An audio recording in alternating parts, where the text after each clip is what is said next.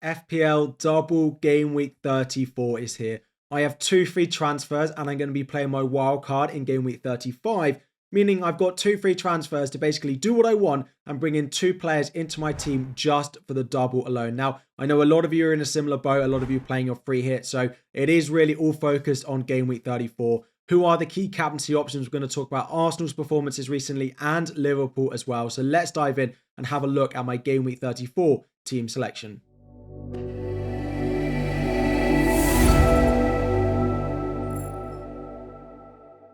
What is up, everyone? FPL Harry here, and before we dive in, 1,000 likes is the aim, and subscribe if you are new around here as well. Game week 33, a quick review of how I'm getting on, how my season is going. I got 71 points, which was just below the safety score of 75. A reminder for everyone that that safety score is what I needed in order to not change rank, basically to get a grey arrow, not a green arrow, not a red arrow. I needed 75 this week. So 4 points lost on what I needed. It got me a small red arrow from 10k down to about 11.5k. So not crazy bad. I had a couple of lucky returns. Actually, I had Ben White, who of course kept a clean sheet, having been subbed off before the Arsenal clean sheet wipeout. Malo Gusto of Chelsea, they finally kept a clean sheet. And then we had Erling Haaland captain, Dominic Solanke, and then the 4 goals from Cole Palmer. What a monster he has been this season, both for Chelsea in FPL as well. The joint top scoring player in the Premier League as well. If you captain Cole Palmer, I want to hear about it in the comment section down below. What was your total? How did it feel seeing those 4 goals go in? Outside of that, there wasn't much to write home about. I had triple up on Arsenal. Of course, Ben White did well. Double up on the Liverpool mids was not really great at all. So a decent enough week. It was a small red arrow, but let's see. With 5 game weeks left, I'm about 8 points outside the top 10k. And fingers crossed, we can get there starting in game week 34.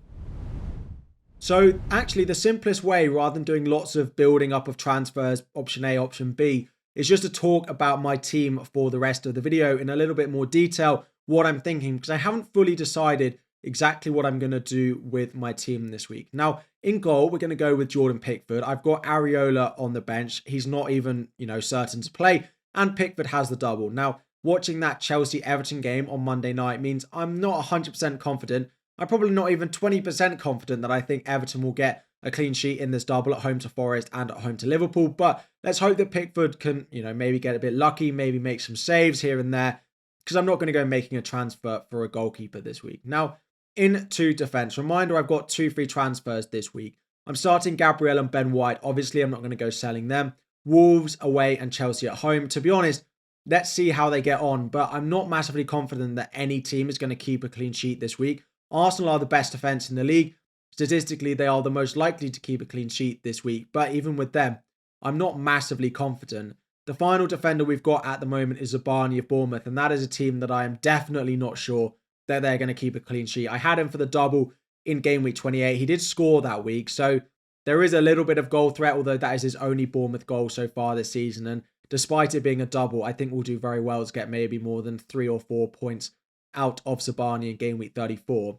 Into midfield. So at the moment, we've got Saka, Luis Diaz, and Salah. And then I own both Heung-min Son and Cole Palmer. And to be honest, my transfer of Heung-min Son to Eze feels absolutely nailed on. Eze on penalties, on some set pieces, has more minute security than Elise, who is coming back from injury more recently. And it's a double of 2 home fixtures that I really like against West Ham and Newcastle. And Newcastle are turning a corner maybe in terms of their defensive form, but if you look at their away records this season, fully expect Crystal Palace to get something. And of course, West Ham play on Thursday evening against Bayer Leverkusen in the Europa League, so maybe there'll be a bit of luck in there for him. Mo Salah and Luis Diaz. Now, Liverpool, of course, not been very good recently. They do play on Thursday evening in the Europa League as well, so there might be a little bit of rotation in the double game week, but of course I own these 2, right? So I'm not going to go selling them. I do think they are probably the best 2 Liverpool attackers. I probably prefer them over Darwin, over McAllister, and Diogo Jota, who's coming back as well. Then we have Bukayo Saka, who's been pretty hit and miss like the Liverpool guys over the past couple of weeks. Wolves away, Chelsea at home in the double. It is what it is. We are going to play Bukayo Saka, no doubt. It does mean that I am actually benching Cole Palmer away at Arsenal. Now, it is Cole Palmer, and he has been fantastic, but he is playing what is statistically the best defense in the league, and he doesn't have a double game week. So as much as it might go horribly wrong, I think it makes sense for me to bench Cole Palmer. Then up front, at the moment is Mateta, again, with the likes of Eze. I like the double. He's been really good. And if he'd have scored that goal against Liverpool that Robertson cleared off the line, I think everyone would be going for Mateta at the moment. So very happy that I've got him. It's a nice double. And I do expect him to start both. Some people talking about potentially Edouard getting a game, but I think that would be alongside Mateta rather than in replace of him. I think Mateta should start both. Dominic Solanke has been a fantastic servant for me in my team. He's been a really good long-term hold, but this is probably the last week of the season that I will own Dominic Solanke. On my wildcard in Game Week 35, I will not be owning him. So let's hope for a little bit of a send-off from him, potentially a goal in both games, but a little bit of a return would be great. And then finally, it is Erling Haaland up front away at Brighton. They do play the FA Cup semi-final on the Saturday and then on Thursday. So we'll have to wait a long time to see those Erling Haaland points if I decide to keep him. But what you will notice is I've only mentioned one transfer to you, and I have 2 free transfers this week. Son to Eze is pretty much guaranteed to happen. But I'm very undecided of what to do with the other transfer. Now, my initial plan was to do Haaland to Darwin Núñez with my spare Liverpool spot. But watching Liverpool recently, watching Darwin Núñez especially recently, I'm not confident at all that that is a good transfer. Not sold on Darwin's minutes, not sold on him starting both in the double. Think Jota could start one, but I am going to be paying a close attention to how many minutes he gets in Europe on Thursday evening. But even if that's the case, and Darwin, let's say he plays 70 minutes in both games, which feels like the best case scenario that you're going to get with Darwin, right? He plays 70 minutes against Fulham, 70 minutes against Everton and gets subbed off for Jota in both games. I can guarantee in one of those games, he'll miss chances and probably not get anything. And then in the other game, he might score some of those chances. But is that better than Haaland away at Brighton? So I'm not 100% sure. And then I wonder what else I could do with my transfer. And I look at the weakest point in my team, outside of course Erling Haaland, who has the double. And that would probably be Zabani. Now, what I could do, the other thing before I speak about that, is sell Cole Palmer. The issue with selling Cole Palmer is I lose $500,000 in value. Now, we are close to the end of the season. I will want Palmer back.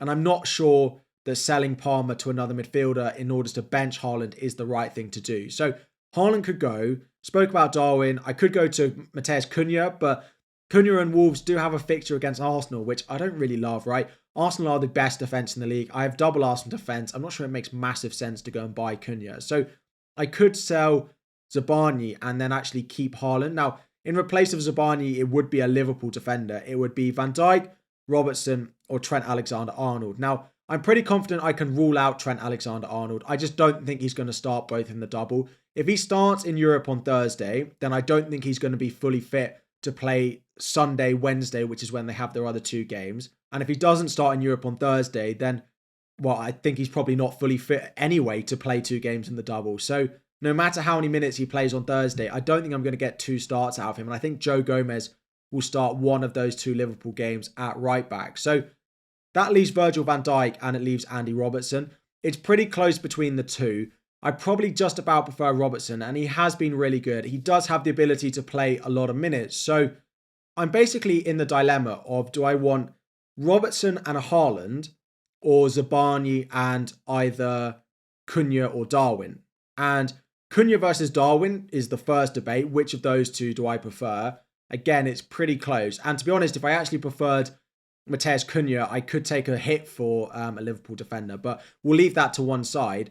Let's say that I prefer Darwin. Do I prefer Zabani Darwin or Haaland Robertson? And I think I'm probably Haaland Robertson just because I'm not certain on the minutes that we're going to get from Darwin in the double. So I will have an update on where we're at going into my final decisions video on Friday afternoon. But at the moment, Son to Eze feels absolutely nailed. And I've spoken for weeks about Haaland to Darwin being the other move. But I actually think now I'm about 70% chance that Zabani to Andy Robertson is going to be the second transfer for me this week. That will line up still with a 3-4-3. Palmer first sub, Doughty of Luton second sub, and Gusto last on my bench with Areola. My bench isn't ready for a bench boost. Now, the other thing, of course, is captaincy. I'm not actually massively confident on anyone for the captaincy this week, but I am expecting Mo Salah to be the best option. He does have 2 games, and despite him missing chances recently, he is the most nailed for minutes. He does have a double of Fulham and Everton. Yes, they are both away, but we're going to have to see Liverpool bounce back at some point surely Liverpool are going to bounce back at some point. So at the moment, Mo Salah takes the captaincy armband. Bukayo Saka is vice captain. Eze would be a shout, but I think I'm just happy enough owning Eze and Mateta as it is in case Crystal Palace go completely horribly wrong. And yeah, Salah captain, Saka vice captain, Son to Eze feels almost locked in. And I plan on doing Zabani to Robertson is the second planned transfer. So there's a little bit of moving parts again because I'm wildcarding next week. We don't need to think too much about future options. There will be a wildcard video out several times over the next week as I tinker away. And I know that over 50% of you watching are going to be on wildcard as well. So leave any questions you have about your team in the comment section down below. Let's see that Liverpool lineup this evening before we make final decisions on our transfers. We'll discuss those potential minutes in tomorrow's final decisions video as well. Thank you all so much for watching. 1,000 likes is the aim. Subscribe if you're new around here, and I'll be back again very soon.